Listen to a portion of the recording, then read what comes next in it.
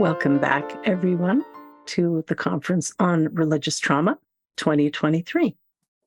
I'm delighted to welcome our next speaker, who also presented at my Shameless Sexuality Life After Purity Culture conference last year. I'm talking about award-winning sexuality educator and consultant Erica Smith. Erica developed the Purity Culture Dropout Program, and she has some fantastic resources available on her website, ericasmitheac.com. Today, Erica will be talking to us about embracing queer identities after high control religion. Erica, thank you so much for joining us here at CORT. Thank you so much, Janice. I appreciate the introduction. I actually had a slide to introduce myself, but I don't have to waste my time anymore because you've done it for me. Thank you so much. Everyone, I'm going to share my screen now to begin my presentation. So, regardless of whether or not you are here because you are a person who is embracing or working on embracing your queer identity after high control religion, or if you are someone in a helping profession who wants to help others do that, I think that there is going to be a lot for you to absorb in this presentation. So I'm really looking forward to this. So I want you all to know, I'm just going to dive right in. I was telling Janice that I always have so much to share, and then I worry that I'm not getting it all in on time. So we are going straight into the presentation. So I want everyone to know that there are more and more people who are identifying under the LGBTQ umbrella than ever before. Studies bear this out. If you are dividing people up and categorizing them by generation, which is something we do often, you will see that less and less people identify as strictly heterosexual than they did 10 years ago, 20 years ago, honestly, even 5 years ago. And that's something that I also see anecdotally.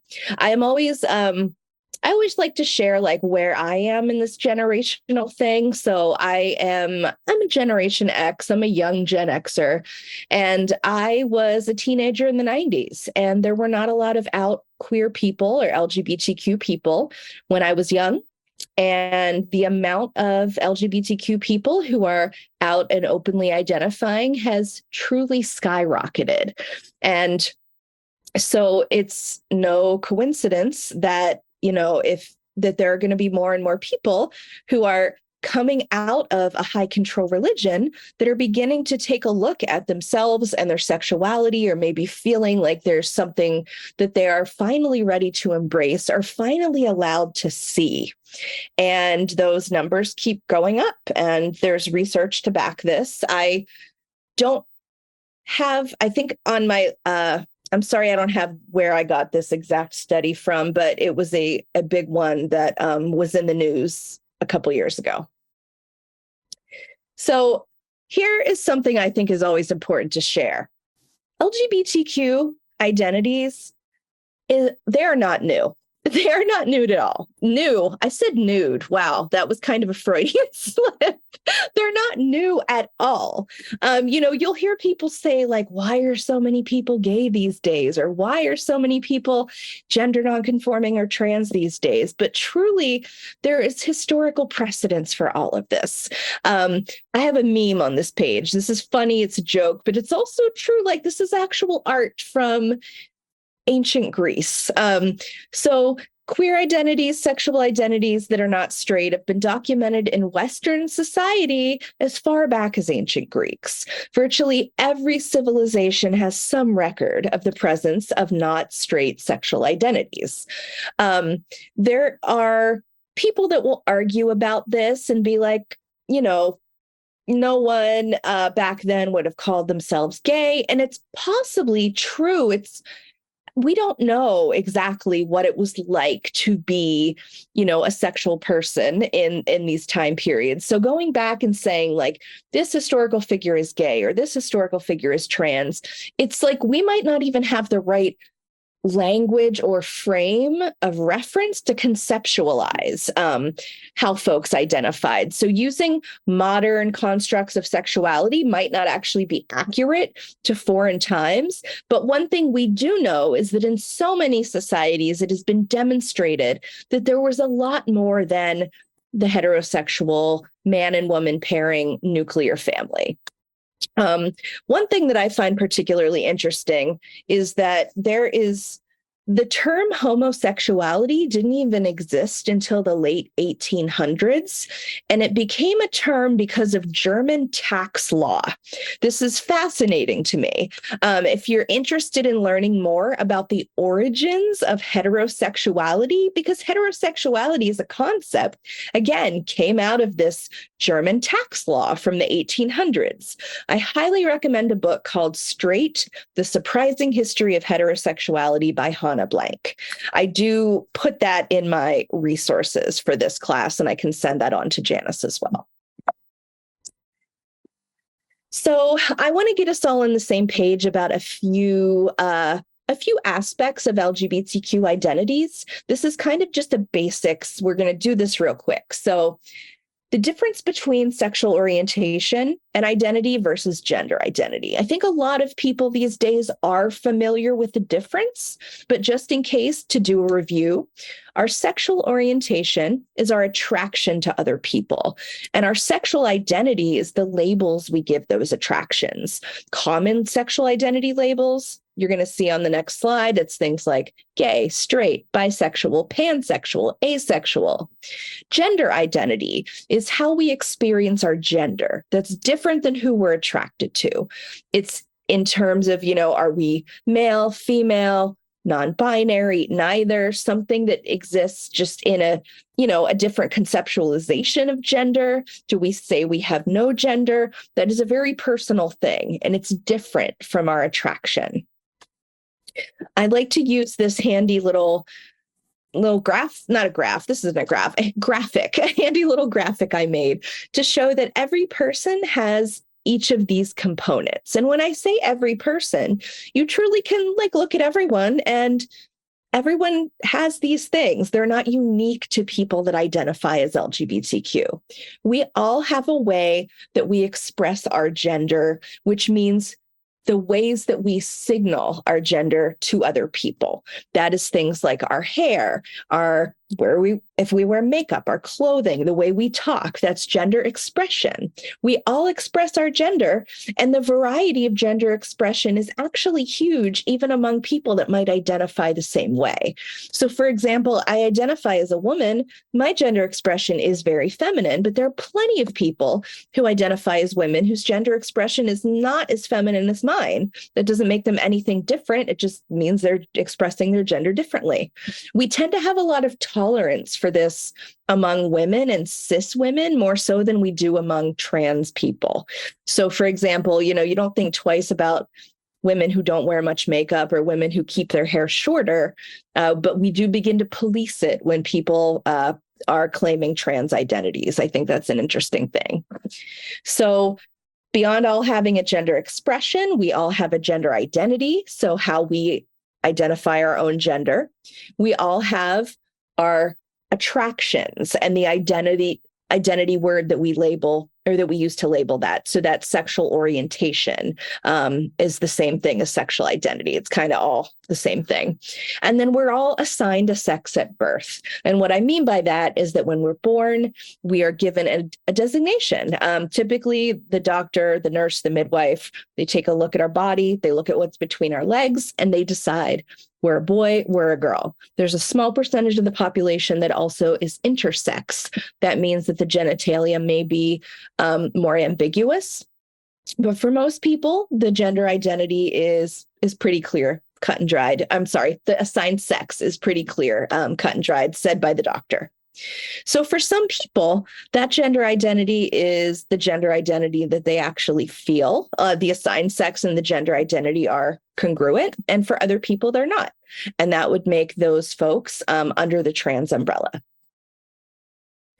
I want to point out something that is so important in this conversation, which is that language around sexuality and gender identity evolves constantly in our communities, in the world.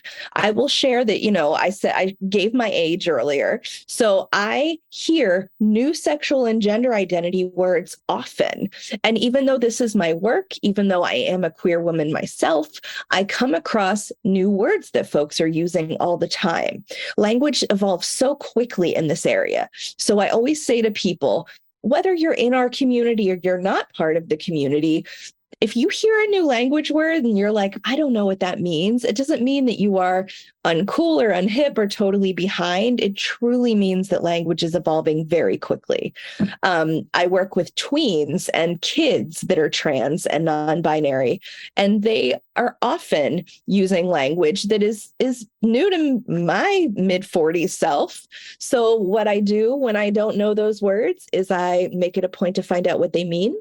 And even if I don't understand them myself, I accept and respect them. And I think that's an important thing for all of us. As far as gender goes, you're going to hear the people out there who are like, well, there are men and women and there's nothing else. And that is, a very fundamentalist purity culture way to look at gender. And unfortunately, that is the way that a large amount of people, even outside of religions, look at gender. But people are finding endless ways to describe their experience of gender. And honestly, I think it's really beautiful. I don't have to personally understand it to respect it. But gender is expansive. People who identify outside of the binary of male and female will share that to them, it's like they might not even have words for their gender. And I think that, again, that is something we should really respect and celebrate. So this is one of the most important things for folks who are maybe newly identifying as queer or were raised in a very religious environment and coming to terms with their gender sexuality. I get a lot of folks that I work with who kind of agonize about what words to use. And they want to select a label. The labels, I actually am going to show them to you before I explain the slide I just had up. Some common sexual identity words that people use are things like lesbian, gay, queer, bi, pansexual, asexual, straight. There are a lot more that I could not fit on this slide if I wanted to. And in terms of gender, some of those words that people use are male, female, non-binary, bigender, agender, gender fluid, gender expansive, gender nonconforming, gender queer, endless other words that are still being dreamt up. And the thing about some of these words is that they mean different things to different people depending on who's using them. Some people might define them differently than the next person. Some of these words' meanings tend to shift in our collective understanding over time, and some of them really overlap in meaning. And because of that, this is why I tell folks, when it comes to kind of selecting the label that fits you best, I don't want people to stress about this. I know that me not wanting people to stress about it doesn't mean they're not going to stress about it. But to say, I think there's a lot of pressure on people to kind of pick the perfect label before they come out. And I think sometimes we put that pressure on ourselves. We want to be like, well, I want to know exactly what words to use, and I want to be very sure that I'm exactly this according to X criteria before I tell my friend group that I'm bigender, before I tell my friend group that I'm demisexual, before I tell my friend group that I'm a gender nonconforming bisexual person. Labels can be very useful, but they can also feel like a burden sometimes.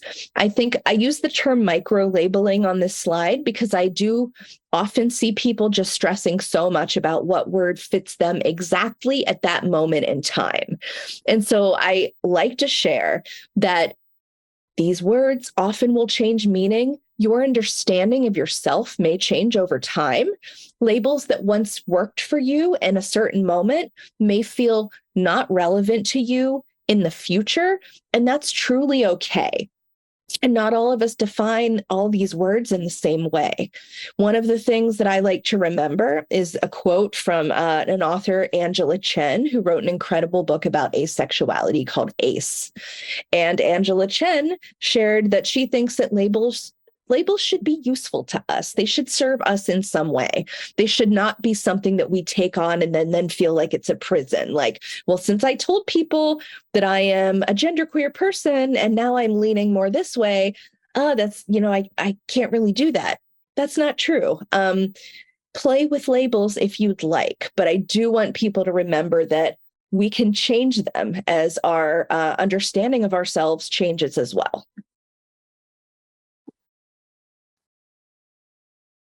Here's another wonderful quote. This is by a longtime scholar of bisexuality, an activist of bisexuality, Robin Oakes. And she says, "I'm witness to the increasingly complex and diverse ways in which people come to understand and then identify their sexualities.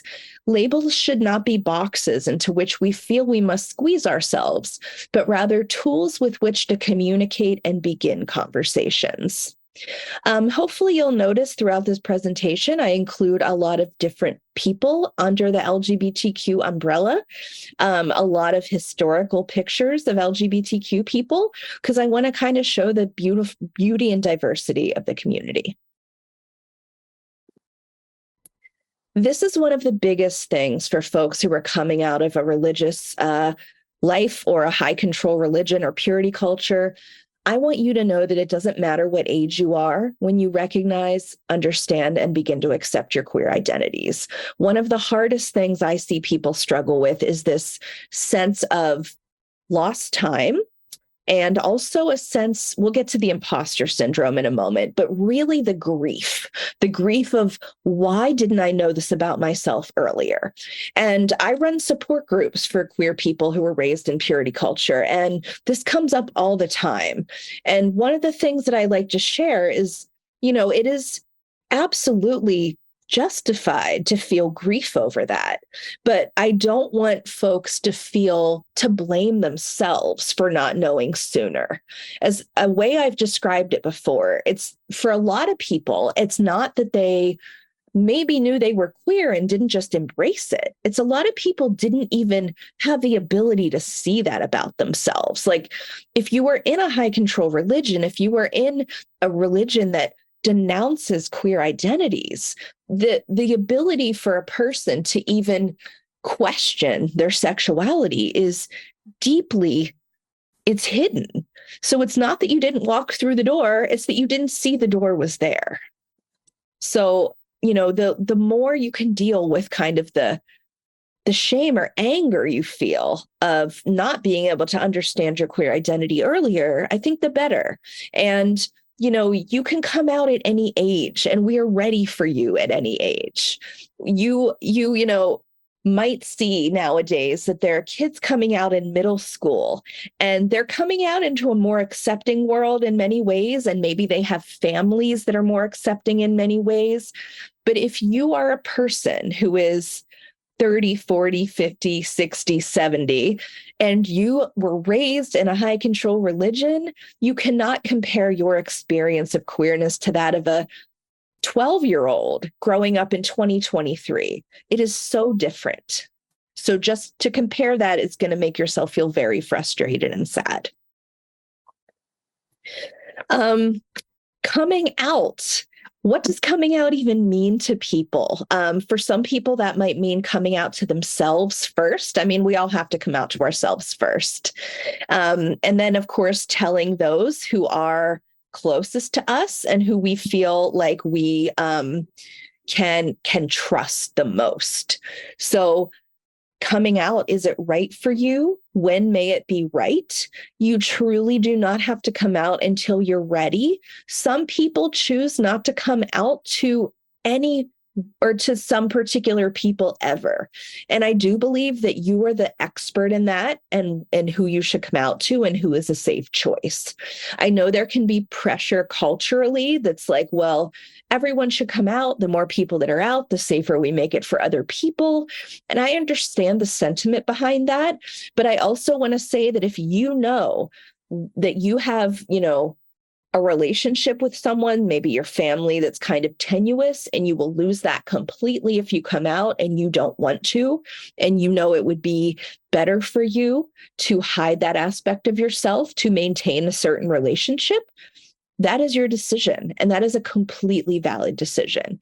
I do have a lot of clients I work with who say, I can come out to my friends. I can come out to my community. I live in a different city from my family, but I can never, ever come out to my parents.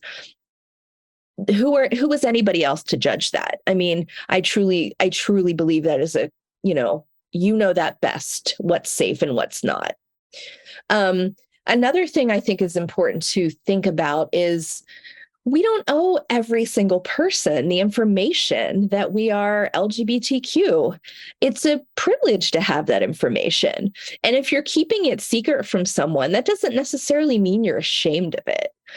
There's a difference between private information and things that are like super shameful secrets. And if you just want to keep information private in certain situations, that is your prerogative. If you want to keep it private, like I said, from a family member, if you want to keep it private in a work situation, that doesn't mean that you are ashamed and are giving all of us a bad name. It means that's your information to share how you want to share it. You get to have boundaries. When you decide to come out, have a plan, have a safety plan, meaning come out to the person you trust to have the best reaction first. If you come out to other people beyond them, let your support network or your support person know you're going to do that. Sometimes other people may feel like they knew already. They might not be surprised, but there might be folks who are surprised. And for those people, they might just need some time to think about it, because we have thought about it way longer than other people have. And coming out is also a constant negotiation. So we move through life with everyone usually assuming we are straight or cisgender until told otherwise. And because of those assumptions, that means that we are in a constant negotiation. Every new person we meet is a potential opportunity to come out. And whether you want to do that or not is your business. Meeting new colleagues, meeting new friends, meeting, new doctors, all of those people are potential people that you're going to have to negotiate coming out with. And it's your call as to who you do that with and when. I think I already covered these. I forgot I had them written on this slide. But yeah, some questions to ask yourself, truly. What is the worst that could happen if you share this part of yourself with the world? Write it down, write it out, think that through thoroughly. And the converse is, what is the best thing that could happen if you share this part of yourself? What is the alternative to not sharing this part of you? How would that feel for you? And also, how do you envision your life a few years down the road or farther into the future? Do you see your identity, your queer identity, as something that is a big part of that life, or something that will be required to acknowledge to have the life you envision? Just some things to perhaps journal about, or help other people journal about if they are in this position. Oh, the sex and dating part. This is the part where everyone is quite a bit stressed about, and I understand why. I mean, straight people and cisgender heterosexual people are stressed about sex and dating. So of course, newly out LGBTQ people are stressed about sex and dating. I always like to say that, remember, everyone is a beginner at some point. We all kind of fumble through this. You don't come out of the womb or come out of the closet just being great at this stuff. And it can be scary. So, being new to queer dating or dating as an openly out person, it doesn't mean that you are going to strike out. Although, like I said, striking out is just part of life. Anything that people struggle with in dating when they're straight is, you're likely to see that again when you're dating as an out queer person. If you are new to being LGBTQ, you're new to being out about it, and one of your concerns is, are people going to want to date me because, for example, I'm a 40-year-old woman who just left a long-term marriage with a man, and now I'm out here wanting to date other women. Am I going to get rejected across the board because I'm a newly out person and they're going to want someone with more experience? This is a common concern. And I do understand this concern. However, one of the things I believe to be true is that if you disclose that you are newer to dating, in a LGBTQ world, and somebody is hesitant to date you because of that, that is not about you. That is a reflection of them and maybe their understanding or their limitations of understanding of your experience. But it does not mean something is wrong with you. And it does not mean you are undateable. I do work with a lot of women in particular, not just women, but tends to be more women who are newly out after a lifetime of assumed heterosexuality, or even after being in long-term serious marriages with men. And many of them find new love with women or find new love with queer, trans, non-binary people. It is possible. It is a beautiful world out there. So if you are concerned that people are going to be afraid to date you because you are old yet new to this, you don't have no idea how many other people on apps are going through the exact same thing. So there are so many of you out there. You are in fantastic company. Is dating in the gay or queer world better than straight dating? It's debatable. I mean, I'm not going to tell you like, well, now that you're out, it's going to be so much easier. People are people. We all have baggage. We all have insecurities. Navigating each other's hearts and emotions isn't easy. And it's not, magically easier once you come into your authentic identity. So be careful not to like mythologize queer dating. Like it's just going to be so great. I often hear people say like, certain women will be like, oh, I wish I was a lesbian. Everything will be easier. It's not. It's difficult. Emotions and hearts are difficult. Another thing I see people struggling with often is the feeling that this comes up for women in particular. If you were raised with purity culture values, you were taught that to desire someone is a predatory thing, and to desire someone means that you're disrespecting them. So I talk to a lot of women in particular who are like, if I find this other woman attractive, I'm disrespecting her. And they feel like a creep. They feel like it's predatory to want to express to another woman that they are sexually attracted to her. That's something that comes up often. And I really want us to interrogate this. There is nothing inherently predatory about queer desire. That is something you were taught by homophobia. Queer people are painted as the villains in purity culture and in many religions. We are painted as villains who want to harm children when it's nothing to do with children. And we're painted as villains that want to, turn other people into queer people. So if you are having those thoughts, I would really encourage you to interrogate where those came from, and to know that your desire is not inherently predatory. Another thing that comes up for a lot of people is, well, how do I take it from, two people of the same or similar gender hanging out to, are we dating or are we friends? And, how do I say something about the fact that I actually find this person attractive as more than a friend? There's no easy answer other than you just have to say something. Otherwise, you might dwell in longing and confusion. So make it clear what you are interested in, make it clear what you would like to happen with that relationship, make it clear that, yes, this is a date. Yes, I'm asking you out in a romantic way, rather than just kind of wondering forever. Because especially for women, that is something that we often do, where we're like, oh, I don't know, I think she's really pretty, but I think maybe she thinks we're just hanging out as friends. So you just got to ask. When it comes to sex, being queer means a lot of things. It means we have to think outside the box about the traditional go-to definition of sex. The automatic script of penis and vagina equals sex. Those rules don't apply. We get to be really creative. It's awesome. It's fantastic. We get to make our own rules about what sex is to us. And that means we just defy expectations and stereotypes. I'm going to give you a heads up that the next slide includes some list of explicit sexual acts. The reason I'm sharing this is because there are so many ways to have sex. There's so many ways to have sex besides a penis going in a vagina. So what you're going to see on the next slide are some possible ways that people have sex. I'm just going to let folks take a look at this. Oral sex is sex.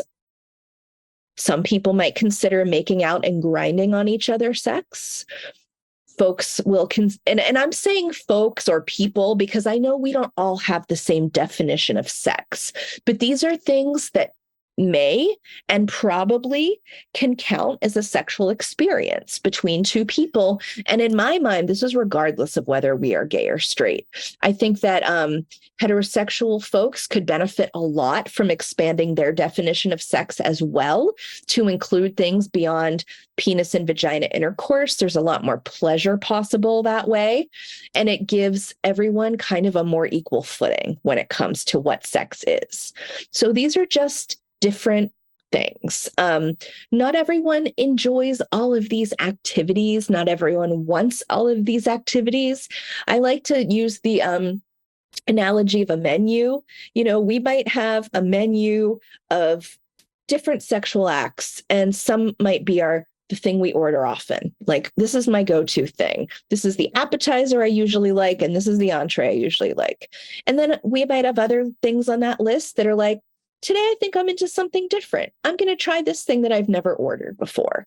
There might be things on this menu that you're like, I actually, that grosses me out. And that's not something I ever want to try. And that is completely fine. But I think one of the beauties of being outside of the constraints of heterosexuality or the gender binary is that we get to be creative. And sex as a creative channel is a really beautiful thing. We don't get a lot of sex ed that is good if we are straight folks or cisgender folks, and we certainly don't get a lot of sex ed that is good and relevant if we are not. Studies show that among, the sex ed that young people are getting, sex ed that actually applies to young LGBTQ people is severely lacking. And in some curriculums, it is still mandated by the state to say negative things about LGBTQ identities. There are some states where it's on the books that if you do talk about this stuff, you have to say things like, it's not advisable or it's more likely to cause an STI. It's very, very, I could get into this, but I'm not because of time, but some of the laws that are coming to pass in different school districts and in different states severely limit our ability to talk to young LGBTQ people about sexuality or about sex education. So I'm just going to give you a quick rundown of this is for adults or for anybody, I guess, for anyone who's here today. So queer sex education. I think it's important to know your own body first. It is a myth that somebody else is going to, show up and be able to just like give you an orgasm to cause all of the pleasure for you.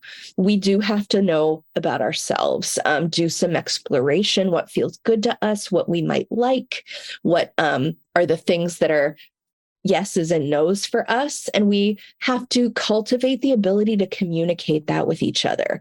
Communicating sexually is scary, but communicating sexually is a learned skill. You don't wake up or grow up or just, come out as a great communicator all of the time. These are learned skills.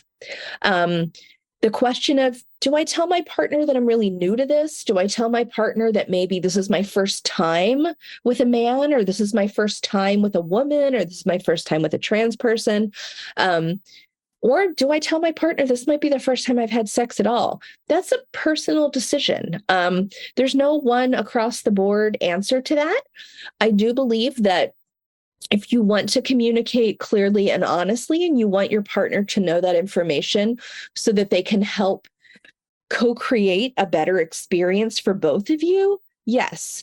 But if you're telling them that because you feel ashamed of it or because you think it's like some dirty secret you have to confess, then no. Like, what is your motivation behind wanting someone to know that you're very new to this? It might be you're exchanging really intimate information already, and it feels like I want them to know because we're building intimacy and I want them to know that about me.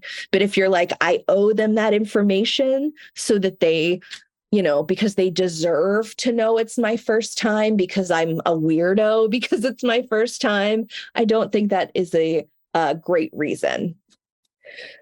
So if you are having sex as a young or not young, as and as an LGBTQ person of reproductive age, it isn't our gender or sexual orientation that determines whether or not we need birth control or STI prevention. It's our anatomy. So if you are a person with a vulva having sex with a person with a penis, regardless of the gender identities of the two of you, it might mean that you have to discuss birth control. Those things are still very important. And you can find wonderful information about that at the Planned Parenthood learning tab on their website. I know that I can't share all of this with you. I'm already looking at the clock. Like, basic pregnancy prevention is not the goal of this session. So I'm going to move on now that I've shared that resource. These are some other things that you might want to ponder. And again, I would definitely go to the learning section at the Planned Parenthood website. Are you two partners? Are you going to be exchanging bodily fluids in any way? Are you going to be touching your genitals together in any way? Are the mucous membranes of your genitals and mouth going to be in contact with each other? Those are things that are key to STI prevention, using barriers such as a condom or a dental dam, which is something that is a barrier for oral sex on a vulva. Talk to your partners about STI testing, work on communication skills. And I know, Janice, I told you I have a hard time condensing this information. I want to tell you everything about STI prevention, but I know you can find good information on your own. There's a lot of good queer sex ed online now. And I want you to know that you have the right to all that information that you need about your body and sex and your partner's body and sex. And you have the right to a queer affirming healthcare provider. So if you have, if a gynecologist is relevant in your life, or your family doctor is relevant in your life, and you go to them and you share that you want to be tested for STIs, and they ask, what your risk factors are, you deserve a doctor that doesn't raise an eyebrow when you tell them that maybe you're in a queer relationship or you're having sex with a new gender. That is something that is not shameful. It is just a fact. And if you get treated poorly because of that, that's really unethical and not okay. And I would strongly encourage you not to settle for that. This is a picture of me at one time. This is for bisexual people in relationships that appear straight to the outside world. So this is a picture of me. How long ago was this? 13 years ago almost. And I was in a loving, wonderful relationship with a cisgender man. But I wasn't straight. I'm not straight. I wasn't straight in this picture, and I wasn't straight at this time in my life. You are not straight. You were actually the person you're dating at any given moment doesn't define your sexuality. You can be bisexual and be with a partner who makes it appear to the outside world that you're straight. You can be bisexual and with someone that makes it appear to the outside world that you're gay. Your sexuality is unique to you, and it is not dependent on the person that you were dating or having sex with at any given time. This comes up mostly for people who are in perhaps relationships with a partner, maybe a partner they met in their young Christianity who they're still with and they love deeply. And they're like, but I also know there's more to the story. So that's why I'm bringing this up. It's hugely important. You can honor your queer identity, even in a relationship that's committed with another person that makes you appear straight to the outside world. So here are different ways to do that. I would encourage you to save this slide, take a picture of this slide, because this is something that I get asked all the time. How can I honor my bisexuality or my pansexuality when I'm in a marriage with someone that, everyone thinks I'm straight. Everyone's thought I'm straight my whole life. These are some ways that aren't even about sex or romantic love. You can consume queer media. There's so much fantastic queer media out there now. TV shows, graphic novels, books, movies. You can have an active fantasy and masturbation life that honors your queer attractions. And I would encourage you to think of that as something that is private and wonderful and beautiful for you, and that you get to have, and that is not dishonoring of your partner. You can be attracted to your partner and have an active fantasy life about other people. You can consume queer specific erotic material. You can be out to those around you that it feels safe to be out around. You can have queer friend groups, spend time in spaces that are specifically LGBT. You can support LGBT causes, candidates, go to rallies, volunteer for LGBTQ orgs. You can maybe try new sexual things in your own relationship, thinking outside of the penis and vagina narrow box we get. You can signal your queerness in little tiny ways that might not even be perceptible except to other LGBTQ people. There's so many ways. I'm not going to read every single thing on this slide out loud to you, but I think that having a robust inner life that honors your queerness is possible, even if other people don't necessarily see that. I get a lot of people asking me, what would be the point of coming out now? Like, what would even the point be? I'm married. I'm 40. I have a husband. Like, what would the point of being bi? Why would I tell anyone that? Here's some answers to that question. Because you want people to see and know you. Because being openly bi is actually a great example to kids, to other people who would grow up knowing that bisexuality is normal. Because it reminds people that sexual attraction and identity are way more than gay or straight, way more than how you look. It potentially creates more safety for others. And I know I said before that's not your obligation, and it is not, but it is a potential plus should you decide to come out. Because it helps other people feel seen, because you want to remind your straight couple friends that not everyone in the friend group is straight.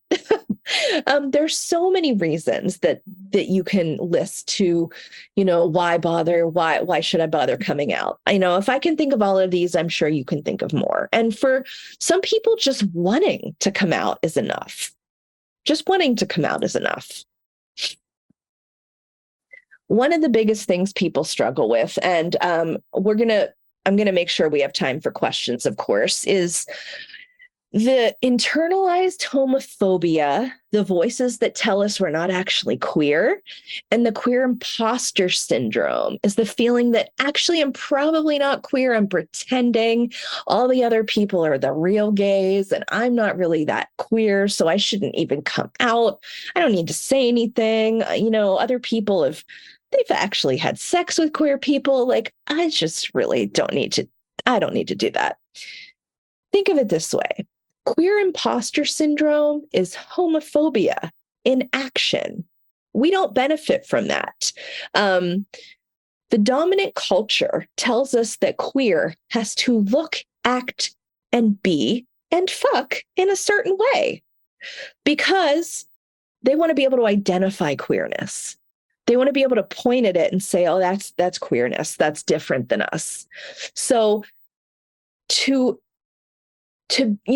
feel the internalized homophobia and that we're not good enough is, of course, a understandable reaction to living in a world that only wants to acknowledge straightness and cisgender people.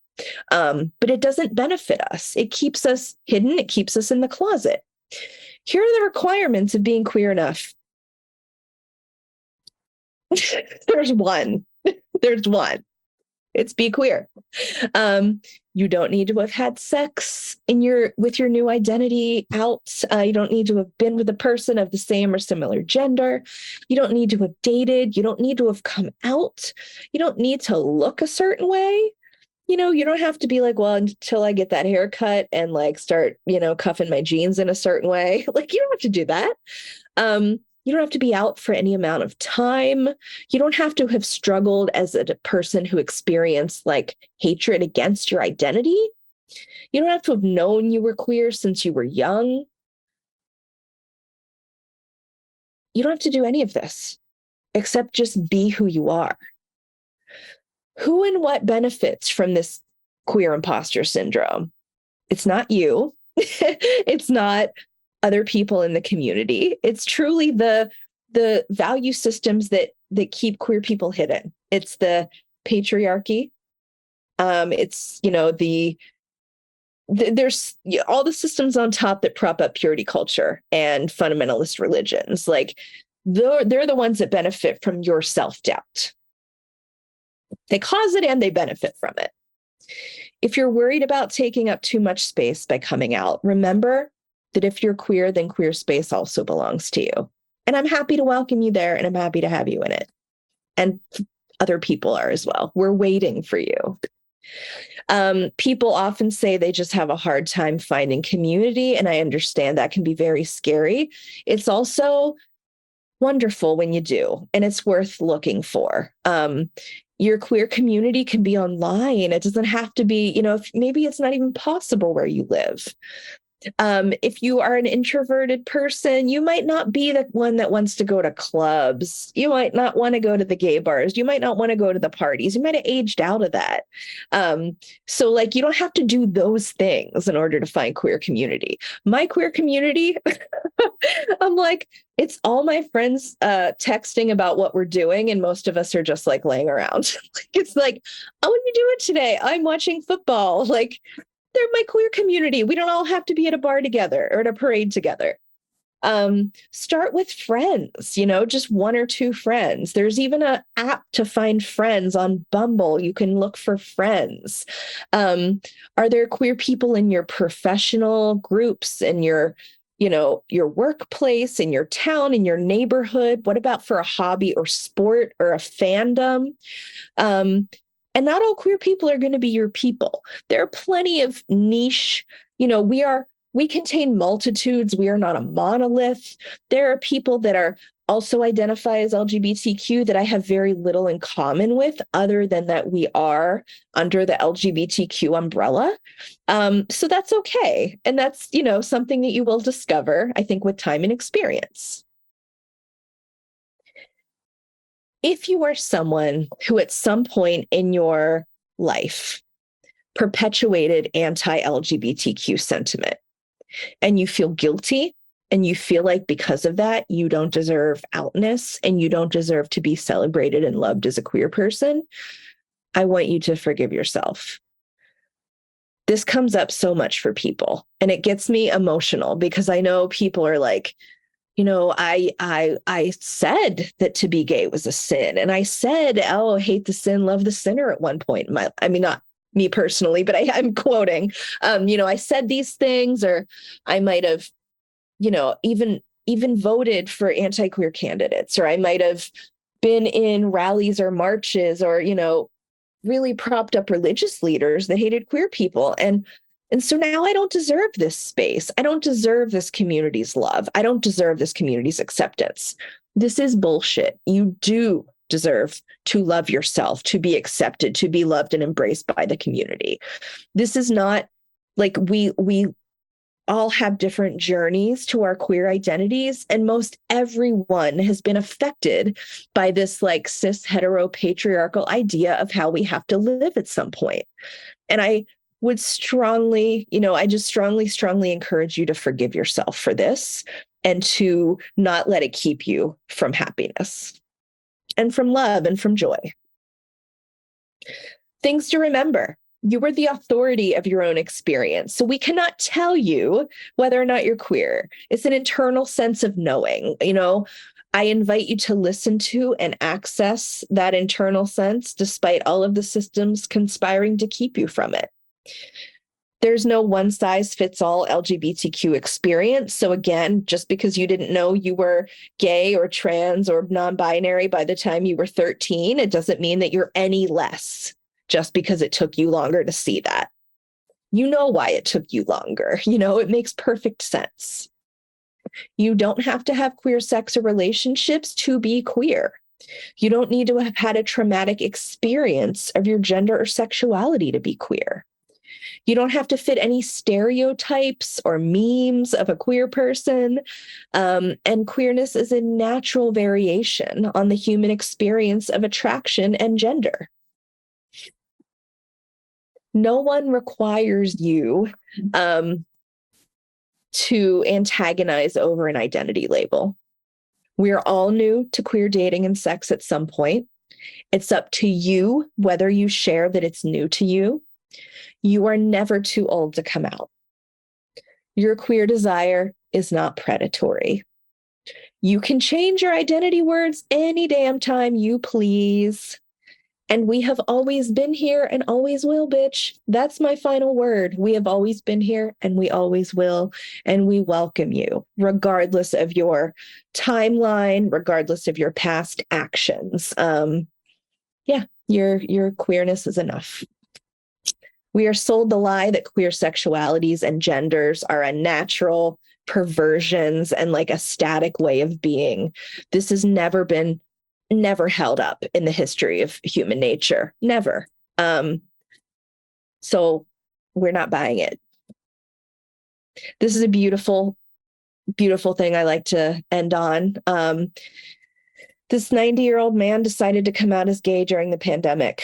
He knew young. He knew he had feelings at this point in his life, and he didn't have the ability to be out. Identity is a journey. We travel through lives becoming and discovering ourselves.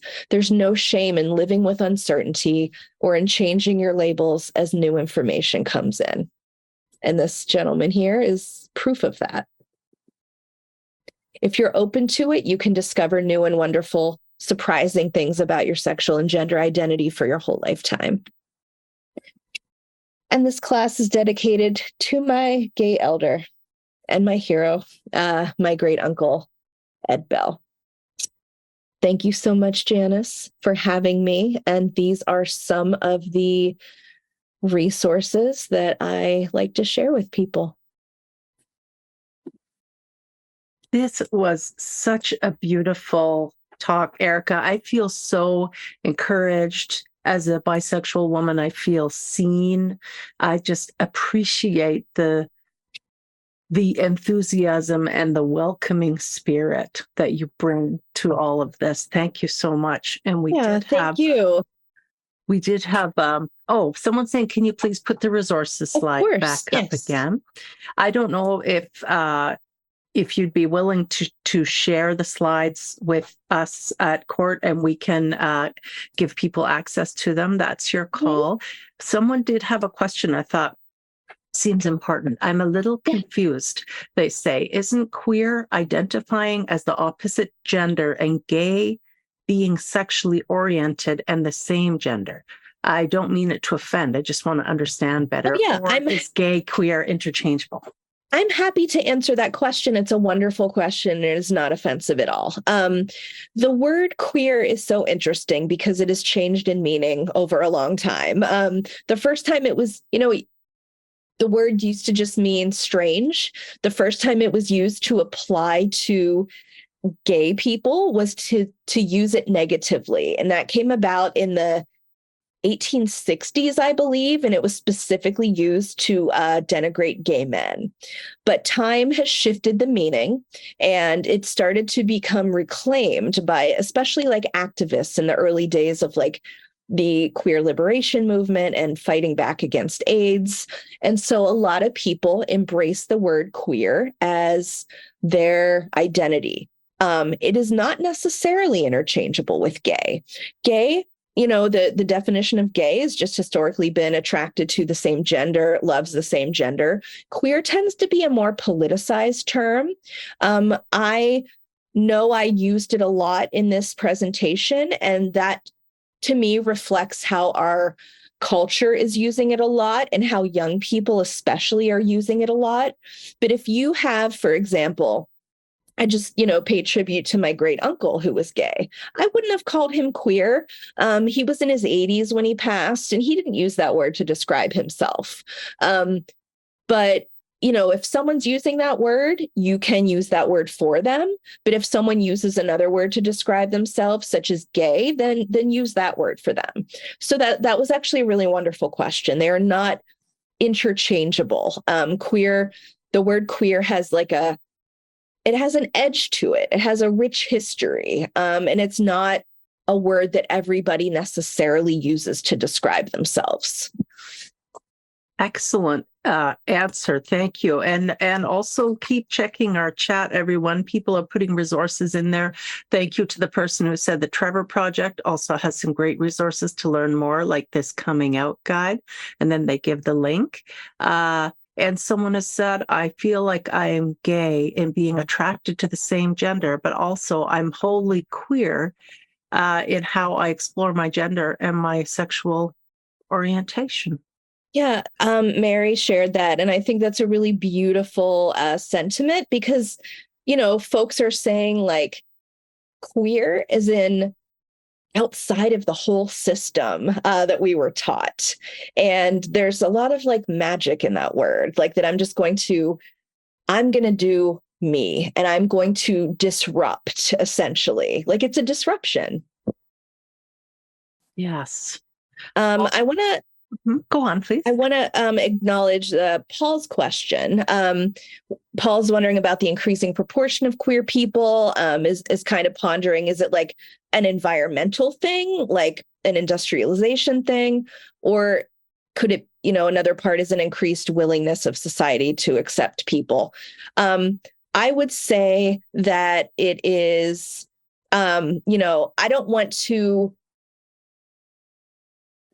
to look for root causes of why people might be gay or straight or trans or cis.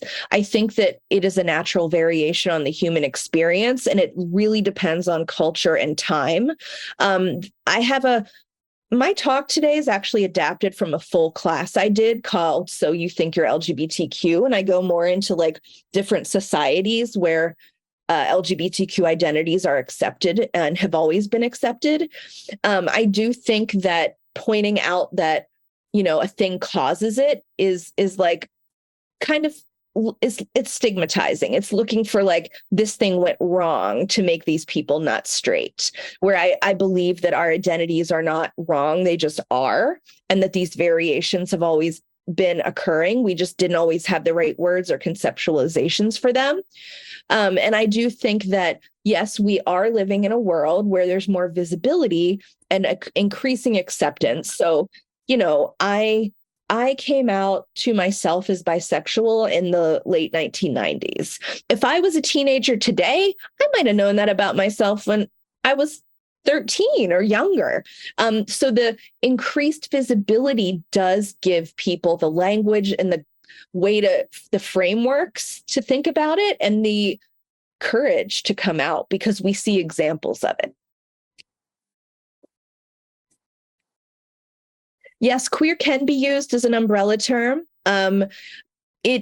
I actually didn't go through at the beginning of talks. I sometimes just go through the LGBTQ and explain what each letter is. And I didn't do that today because of time, but queer does work as an umbrella term for some people. Like I use it to describe myself and I use it interchangeably with bisexual because my attractions to people don't necessarily fit a certain box. And sometimes it's easier to say queer than just to say, well, I'm not straight, but I kind of like this type of people. And I kind of like, it's a quick, it is an umbrella term for many of us. I really love the Trevor Project. It is a resource that is for mental health and to prevent suicide of LGBTQ youth. And they do have wonderful resources on their website. Absolutely.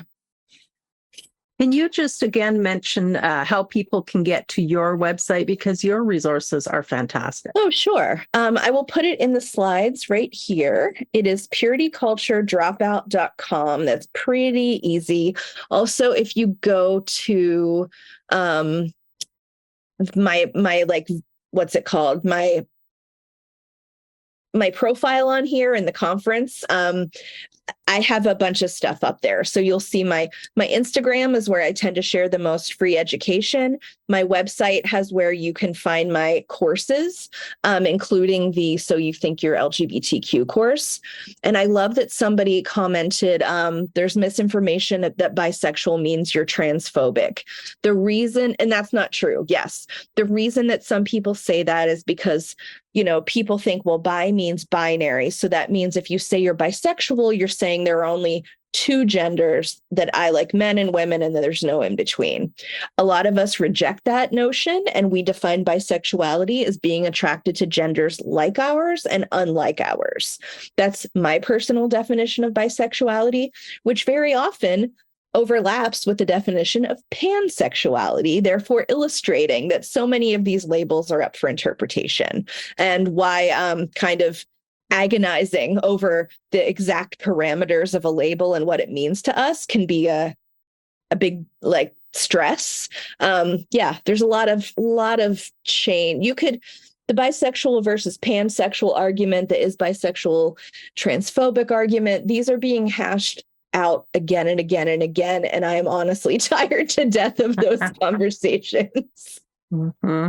Well, I wish that we could have you for another hour or two, because this was just such a wonderful session. Thank you very much. And you do have an exhibit in our exhibit hall. That's the word I was looking for, exhibit. That's right. I want people to go and check that out. We have some fantastic exhibits in the exhibit hall. You can also go to my exhibit, and I'm offering for free. You can just download the Divorcing Religion workbook. I hope that might be helpful for some of you. And we're going to come back in 15 minutes, and we're going to hear from Carol Murchison. She's going to be talking about sexual misconduct in spiritual communities and the civil law. So you won't want to miss that.